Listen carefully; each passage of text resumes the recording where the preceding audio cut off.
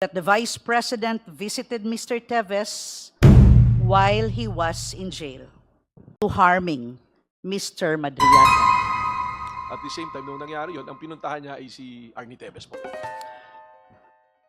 The Vice President and the alleged mastermind of my husband's murder appear to share a common connection through attorney Ferdinand Tupacio, who is both the lawyer of Mr. Teves and a known ally of the VP. We also learned that the Vice President visited Mr. Teves while he was in jail. At first, there were different reports about that visit. Later, it was clarified that the visit was indeed of Mr. Teves, according to SILG Rimulya. However, during a Justice Committee hearing, Congressman Chel Jokno raised a serious concern that the purpose of that visit may have been related to harming Mr. Madriaga, a witness to this case. Madam Chair, if there is even a possibility that this is true, this is really very alarming.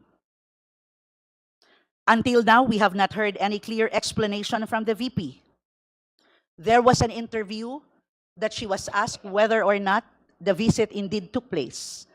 And the answer was brushed aside, and I think what she said was, hindi niya kilala si Madriaga, but did not answer directly whether or not she went to visit Teves in jail together with his lawyer.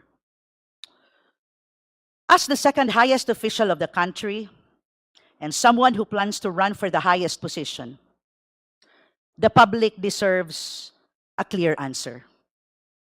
Ganito po kasi yun. When my husband was murdered, kayang gawin ito ng isang politiko. At mas lalong kaya itong gawin ng walang katakot-takot kung ang backup ng isang taong may kilalang assassin ay isang taong nakapwesto sa ikalawang pinakamataas na posisyon ng ating government. We have also heard statements made publicly that included threats against other officials. Some may say these were said out of emotion, but for families like ours who have experienced real violence, we cannot take such statements lightly. We know that words, especially from powerful people, can have real consequences. That is why we are asking for clarity, truth, and accountability.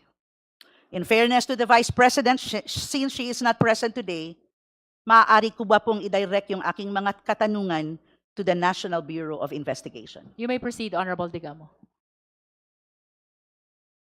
NBI Director, sir, may I know of the current status of the investigation regarding the reported jail visit po? Well, nag-imbestiga po kami dyan dun sa visit na yan, and we have established that on 2 occasions, Vice President Sara Duterte visited BJMP Kampagong Diwa, initially trying to visit Ramil Madriaga, but we were informed by Madriaga that ayaw niyang humarap. At the same time, nung nangyari yon, ang pinuntahan niya ay si Arnie Teves po.